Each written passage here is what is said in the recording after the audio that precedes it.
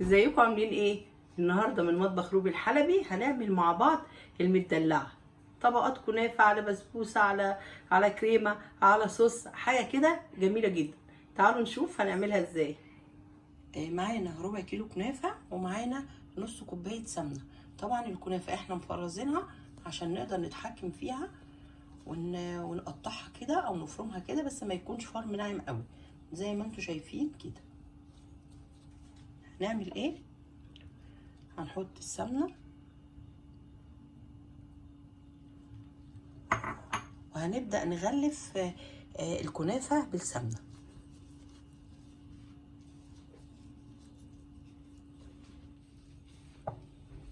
طبعا احنا كده غلفنا الكنافة بالسمنة كويس جدا. بصوا اهي كده معانا صينية مقاس 30، حطينا فيها ورق زبدة ودهناه، يعني دهنا سمنة وبعدين ورق زبدة وبعدين دهناه تاني. هنفرد فيه بقى الكنافة بتاعتنا.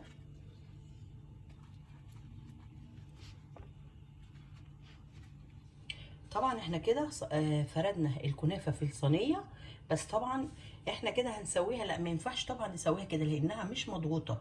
هنسويها وهنسقيها الشربات بتاعها، هنلاقيها فكت معانا على طول. هنعمل ايه؟ طبعا لازم نضغطها كويس جدا. بصوا كده احنا ضغطينها كويس جدا.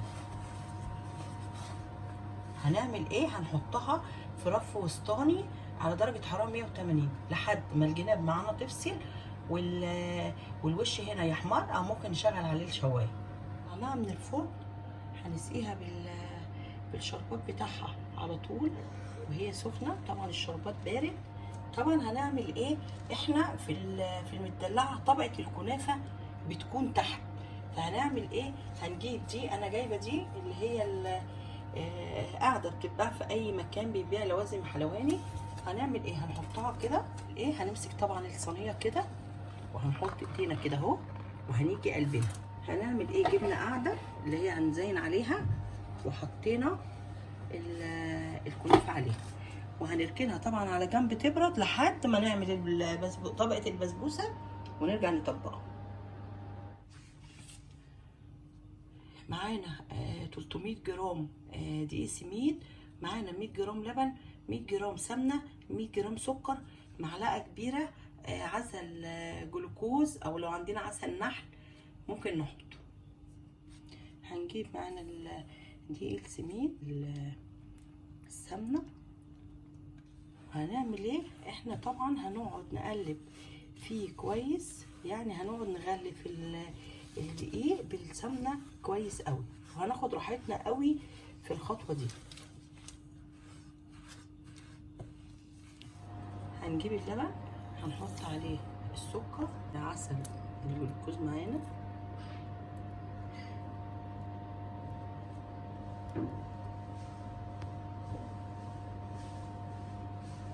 طبعا هنقلبها كويس جدا لحد السكر ما يدوب معانا.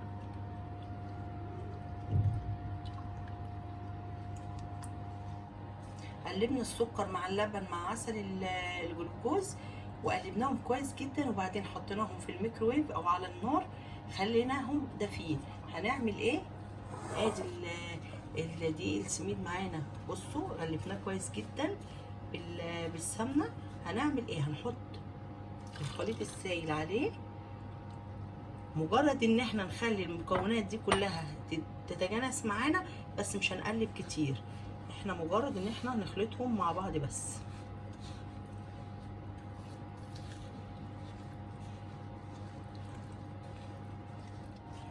جبنا نفس الصينيه اللي عملنا فيها الكنافه هي اللي هنعمل فيها البسبوسه. عملنا نفس ورقه الزبده وحطينا تحتيها سمنه وفوقيها سمنه، وهنفرد الخليط بتاعنا في الصينيه.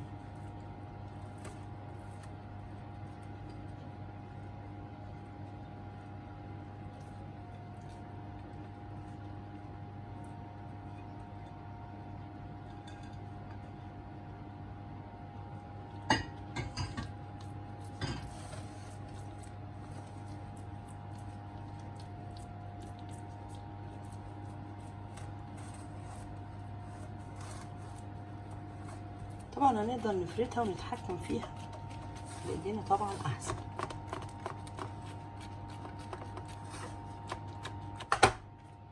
بصوا الخبطتين دول هيخلوا الصينيه معانا كلها تكون متساويه. هنحطها طبعا في فرن مسخن مسبقا على درجه حراره 180 رف اوسط. طبعا طلعنا البسبوسه من الفرن. هنعمل ايه؟ هنسقيها بالشربات بتاعها. الشربات بتاعها عملنا كوبايه الا ربع سكر على كوبايه الا ربع ميه، وسيبناهم يغلوا حوالي 5 دقايق على النار.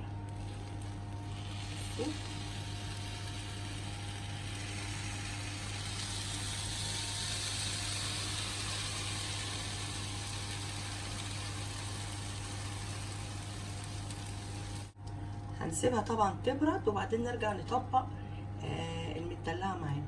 دلوقتي هنعمل الكريمه. معانا كوبايه كريم شانتيه، نص كوبايه باستري كريم، معانا معلقتين كبار لبن بودره، معانا كوبايه ونص لبن بس يكون ساقع طبعا.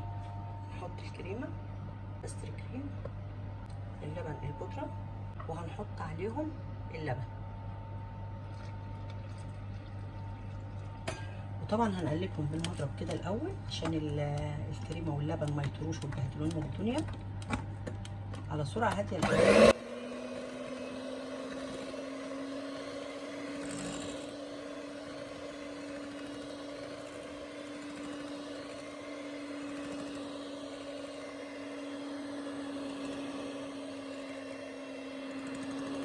طبعا اهي الكريمه بعد ما ضربناها اهي.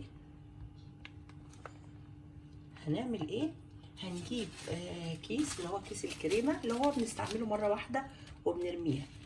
هنحط فيه الكريمه، وطبعا ده هيسهل علينا قوي فرد الكريمه.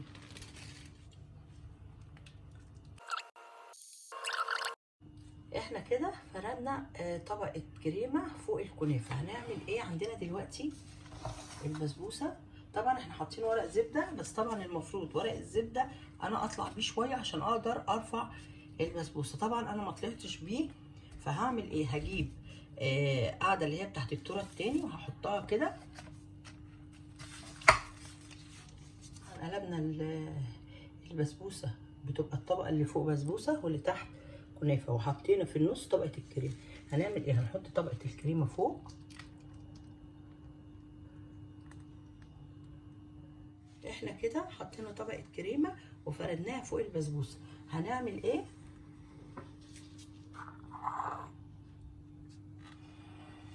معانا هنا شوكولاته بشرينها، هنحط عليها معلقتين لبن، بس اللبن طبعا لازم يكون سخن.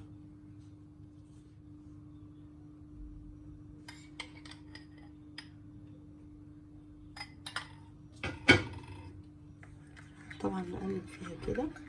طبعا هنقلبها كويس وهنسيحها بسخونه اللبن اللي احنا حطيناه عليها، او لو مش متاح لبن ممكن نحطها نسيحها في الميكروويف.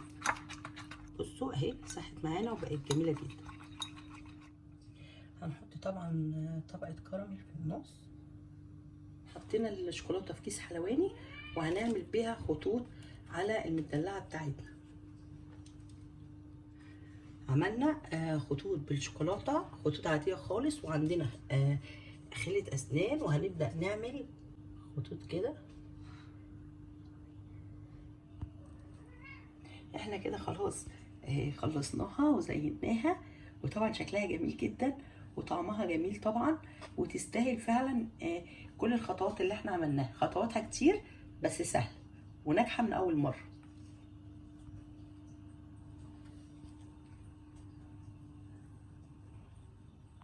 وزي ما شفنا عملنا مع بعض طبقات السعاده. بعد ما عملتها ودقتها من جمالها سميتها طبقات السعاده. بتمنى طبعا ان انتوا تجربوها، شكلها جميل وريحتها جميله وطعمها احلى.